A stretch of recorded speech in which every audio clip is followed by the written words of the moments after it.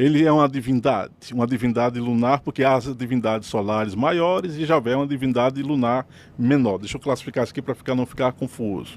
Uma divindade solar maior é aquela que não apenas cria universos, mas ela gera arquétipos indiretamente a partir do Pai e Mãe Amantíssimo, que é a deidade suprema. Arquétipos são os padrões de leis espirituais. Esses caras aqui podem criar universos como Javé os cria, mas Javé e os que estão dentro da sua linha, né, só podem criar universos baseados na matéria, baseados na forma. Então ele é um criador universal, poderemos, se assim quisermos, chamá-lo de uma divindade. Não há nenhum problema quanto a isso. Então ele é um criador de universos físicos. Isso. Onde a matéria se manifesta. Isso. Que é onde nós estamos agora. Isso. Perfeito. Tá. Perfeito.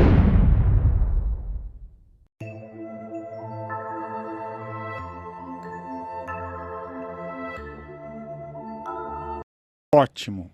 Já que você falou do demiurgo e de Javé, que seria a mesma entidade, no caso? Isso. Explique-nos que entidade é essa. Porque ele é o criador do universo, ao mesmo tempo ele criou um universo paralelo, ao mesmo tempo ele está degradado nesse universo que ele criou. Então, é uma série de questões aí que o Jeanval explica pra gente. Eu queria que você esclarecesse também esse ponto. Então, quem é o demiurgo? Quem é Javé? Não é uma tarefa fácil. Logo de início é preciso dizer isso. É um ser que, se nós pudéssemos dar uma primeira definição, e a palavra definição significa dar fim às coisas, seria chamá-lo de uma esfinge, porque ele é um enigma em si mesmo, né? Javé é um ser que, segundo as notícias mitológicas e também esotéricas profundas, é um criador de realidades, é um Prajapati lunar. O que significa isso? Ele cria mundos baseados na forma, né? Isso lá no centro do paraíso. O livro de Urântia, que é um livro que tem lá suas controvérsias para alguns, mas é um livro formidável em termos de informações detalhadas, e a gente não precisa concordar com tudo que está ali, mas também tem que ter o direito de ter uma outra visão. Mas tem algumas informações em que se fala de um universo central, que é o centro do paraíso, e os universos locais. E cada um desses universos locais seriam ou encabeçariam um demiurgo na criação desses universos, né? Então cada universo ele teria em tese um demiurgo, mas não com o tipo de problema que aconteceu com Javé. Parece, até onde se sabe, se isso é verdade, eu vou colocar bem honesto essa afirmação aqui, que o que aconteceu com Javé foi inédito. Nenhum dos demiurgos que sabe sofreu o tipo de pane, de hesitação mental ou psicológica que ele sofreu, né? Aí a pergunta que você me faz é: quem é Javé? Javé é uma estrutura psicológica reconstruída a partir de um problema na singularidade do Big Bang, totalmente distinto do ser excelso que existia antes da queda. Você diz distinto de Deus. Ele é distinto de Deus porque ele é um ser emanado, uma supermônada emanada do ser Pai e Mãe Amantíssimo, né? Tá, mas ele por si só tem a capacidade de criar o universo. Ele também é um criador. Isso, ele tem essa capacidade, ou pelo menos detinha essa capacidade. Até onde a gente está informado, ele hoje está inoperante, ele está inativo. Mas ele é um criador de universos. Ele é um criador do universo. Então, aos nossos olhos de meros mortais, a gente pode considerar que ele é um Deus. Poderíamos chamar dessa forma, né? Tá. Ele é uma divindade lunar, porque há as divindades solares maiores e Javé é uma divindade lunar menor. Deixa eu classificar isso aqui para não ficar confuso. Uma divindade solar maior é aquela que não apenas cria universos, mas ela gera arquétipos indiretamente a partir do Pai e Mãe Amantíssimo, que é a deidade suprema. Arquétipos são os padrões de leis espirituais. Esses caras aqui podem criar universos como Javé os cria, mas Javé e os que estão dentro da sua linha, né, só podem criar universos baseados na matéria, baseados na forma. Então ele é um criador universal, poderemos, se assim quisermos, chamá-lo de uma divindade. Não há nenhum problema quanto a isso. Então ele é um criador de universos físicos. Isso. Onde a matéria se manifesta. Isso. Que é onde nós estamos agora. Isso. Perfeito. Tá. Perfeito. Porque daí, pelo que eu estou entendendo, isso significa que existiria, então existe, os seres superiores que seriam criadores também de universos sutis, universos espirituais, universos de energia. Sim. Que não necessariamente seriam universos da matéria como o nosso. Perfeita análise. Então a limitação de Javé seria essa. Ele cria universos físicos. Só que nesse circuito da espiritualidade, do centro do paraíso, que eu me referi há pouco, Aleiguro, há 4 faixas de realidade que na Kabbalah a gente pode chamar isso de Atzilut, Briah, Yetzirah e Asiá, tá? Mas aí nós vamos colocar assim: espiritualidade superior, espiritualidade operacional, espiritualidade laboratorial, tá? Essa faixa aqui da espiritualidade laboratorial é onde essas divindades menores, lunares, elas conhecidas como Prajapatis, como aí os nomes são muitos. Nessa faixa aqui eles podem trabalhar o aspecto da imperfeição e do caos. Só que o nível de caos trabalhado por Brajna, que é um dos nomes de Javé, antes da queda, foi fora do tom. Porque ele imaginou um processo caótico além do que ele mesmo poderia suportar. Há quem diga que isso não é caos, é produto de uma maior extensão do livre-arbítrio humano. Há quem diga que não. Ele saiu fora da linha. Ele deu uma volta muito grande, fez uma curva muito grande e não pôde consertar esse processo. Fato é que enquanto ele estava fazendo a expressão da sua energia kundalínica e o universo emergiu com 2 bandas, o universo antimaterial e o universo material, ele só sobrou. A parte do corpo mental do Criador se fragmentou no momento da singularidade, do Big Bang, e o corpo espiritual dele, o Atman e o Budi, para ser mais preciso com vocês, e aqui estou me referindo aos 7 corpos da tradição esotérica hindu: Atma, Budi, Manas, o corpo mental inferior, o corpo astral, o corpo etérico, o vital e o corpo físico, né? Esse corpo mental superior aqui, que na verdade é um corpo só, a gente chama de mental superior e inferior para questão de nomenclatura, mas é um corpo mental só. Isso foi sugado na singularidade. E o Atman e o Budi, que dizem as tradições, e outros conhecimentos espirituais, esses 2 corpos aqui, ou esses 2 planos de realidade aqui, são invulneráveis. Eles não podem ser atingidos por nada, em tese, né? Só o corpo mental, sim. O corpo mental é mais próximo da condição material, ou seria mais próximo de um nível onde não estaria tão perto do circuito íntimo da Deidade Suprema. Eu vou colocar dessa maneira, né? Esse corpo se desfaleceu, ou se fragmentou, e aí ele, no momento em que ele caía, né, desfalecia no plano espiritual, no paraíso, ele foi improvisando o Brahmaloka, que é um universo antimaterial, e com que objetivo? Para tentar, entre aspas, salvar o universo material, o Burlock, que é o nosso universo. Então esse é o pano de fundo que envolve esse criador demiurgo. Mas qual é a grande questão? No Gênesis, a palavra Deus é colocada no plural, Elohim, né? São os Elohims, né? E é uma classe de seres divinos. Por incrível que pareça, o Gênesis não errou, porque de fato é uma classe. Javé pertence a uma classe de seres chamado Pashnavaj. São 43 integrantes que estudam, são 43 divindades que estudam como criar mundos. Ele, sendo um Pashnavaj, da família Adi, né, ele não... Pashnavaj, para ser mais completo aqui na informação, né, o nome completo dessas famílias, dessa família que o Demiurgo faz parte. Eles perceberam uma inconsistência na mente do Demiurgo. Perceberam que ele estava transformando a condição desse universo holográfico que iria nascer muito sem regras, muito sem leis, deixando o livre-arbítrio num alto grau de execução, eu acho que é o termo que eu poderia colocar.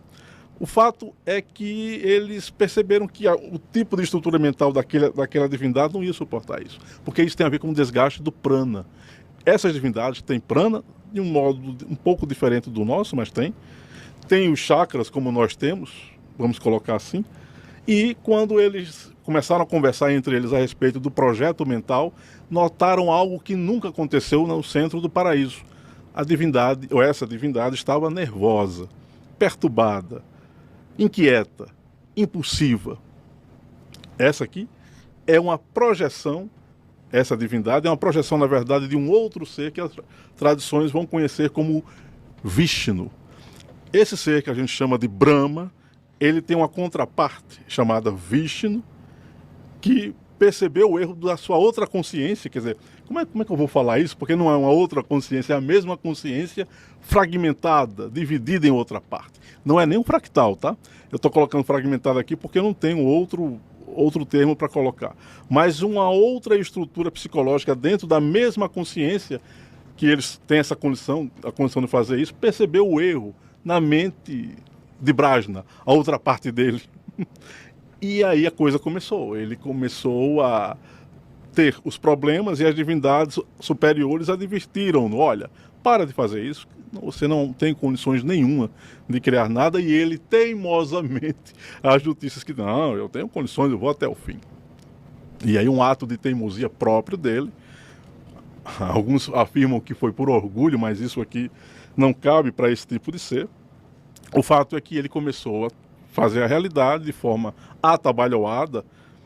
Javé passou 500 milhões de anos sozinho, vivendo numa bolha, quando o universo surgiu.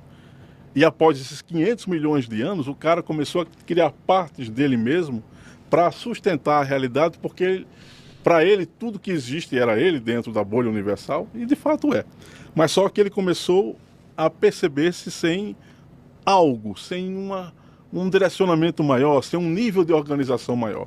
E esses seres foram nascendo, partes dele mesmo, que são os anjos, que a gente descreve na tradição religiosa. E aqui começa o universo, com seres primordiais estranhos, sem capacidade de entender o que significa mundo espiritual, apenas com a necessidade de sobreviver a qualquer custo e de criar um processo que o Elan coloca nos livros como sendo a estrutura colmeica do universo, né? Uma abelha rainha em que determina tudo e as abelhinhas operárias ou as outras obedecem.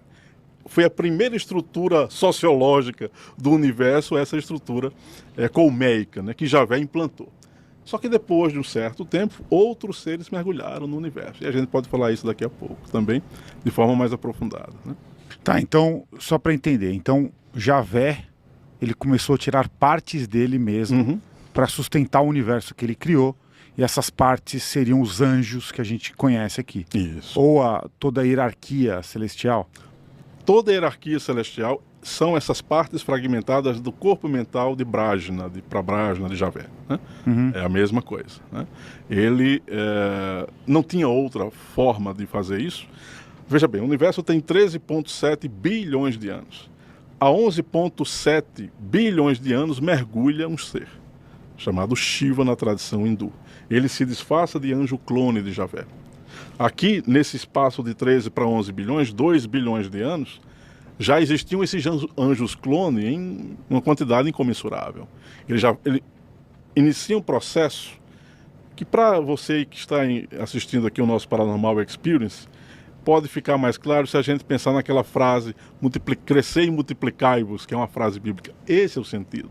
Ele começou a criar e não conseguia parar de criar.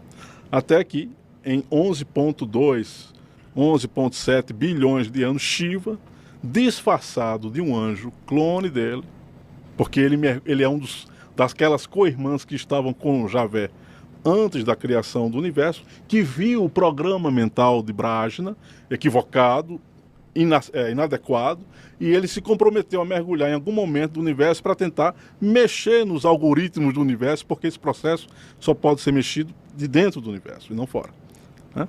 E esse é um dos aspectos estranhos dessas notícias da revelação cósmica, né? O fato é que Shiva entra, se disfarça de anjo clone e começa a agredir Brahma, vibratoriamente. E a mitologia trata disso quando fala que Brahma perdeu uma de suas cabeças. E de fato ele tinha 5 cabeças, ficou com 4.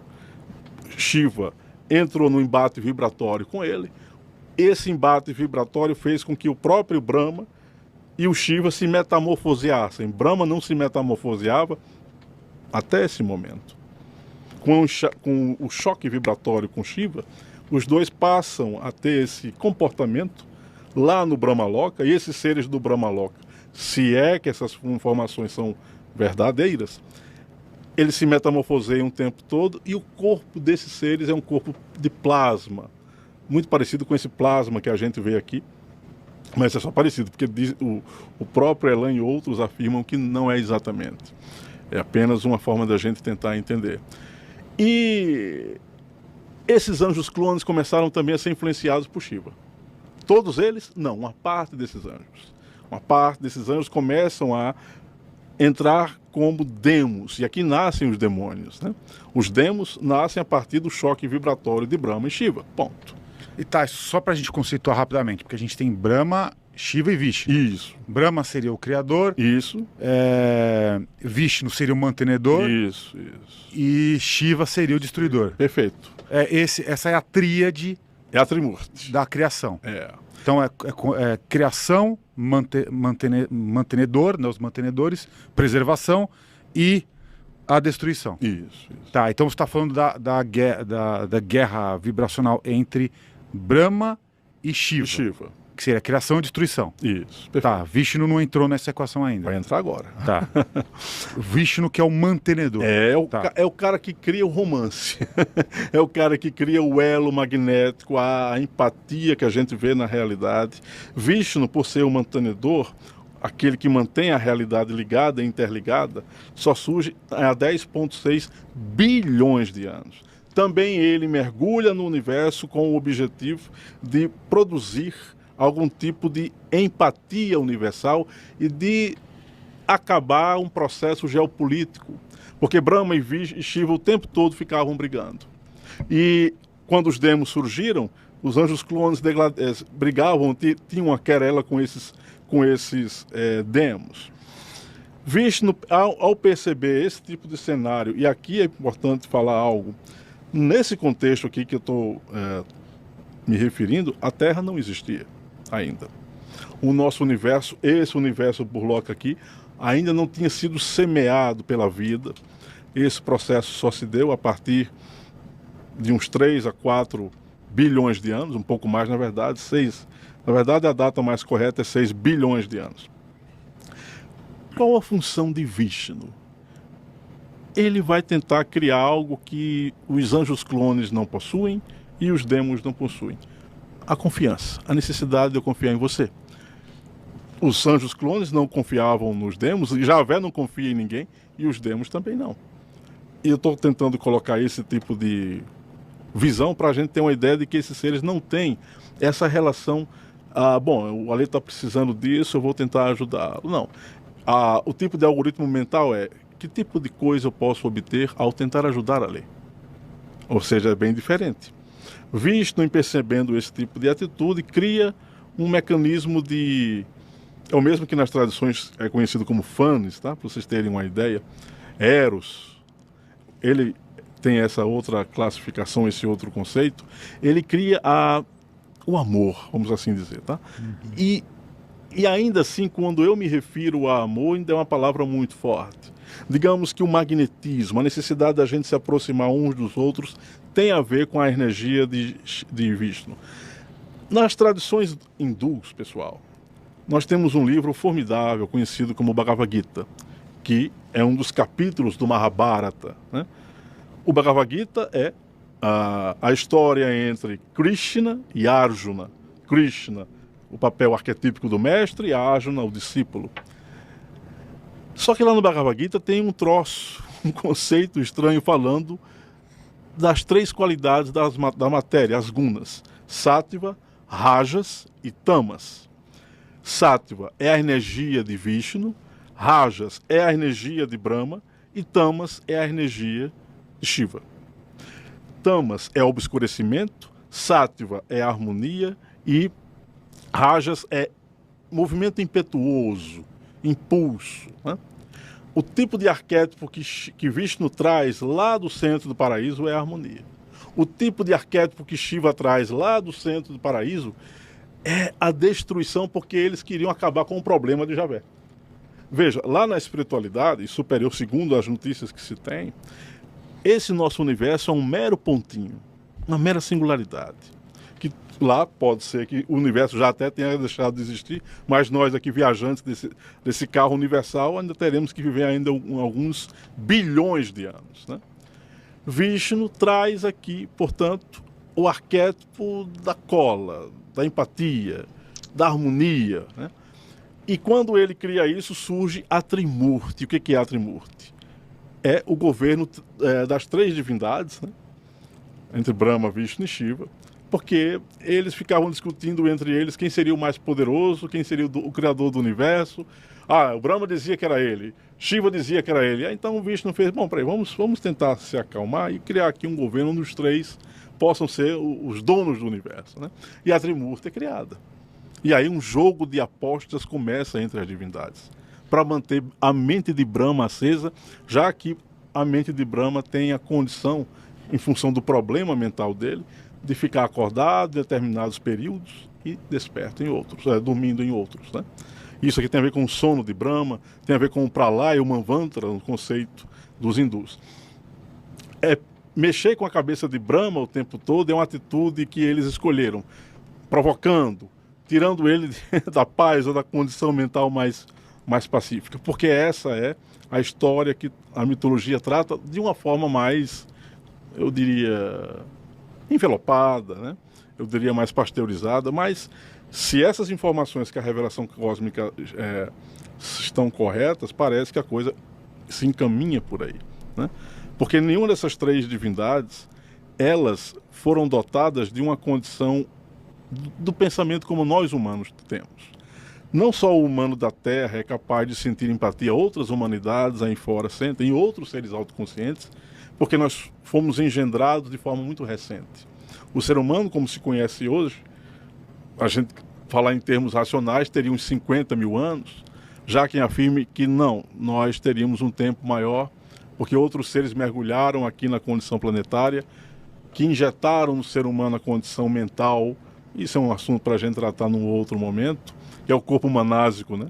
Os Kumaras seriam esses mestres de sabedoria que, no mito de Prometeu, rouba o fogo dos deuses e o entrega ao ser humano. Isso aqui tem a ver com um processo de ajuda à condição humana, já que ela era muito deficitária. Em resumo, tratar de Javé é uma dificuldade. Não é fácil, porque, ao mesmo tempo, ele é um ser que tinha parâmetros excelsos antes de sofrer a queda, ele se esquece que era uma divindade, aí já há informação de que ele é um mero átomo inativo dentro de um circuito no Brahmaloka, ele não consegue mais fazer nada, e que o ser humano, vivendo na condição caótica em que está, precisa criar uma condição mental, uma massa crítica precisa ser formada para que devolva a ele a mente, já que ele perdeu. Olhe como isso é estranho, confuso e que quebra todos os paradigmas que as religiões e algumas doutrinas esotéricas pregam. Mas, se isso for verdade, é o assunto mais necessário a gente discutir em termos evolutivos, filosóficos, porque isso tem a ver com a gênese da nossa casa universal.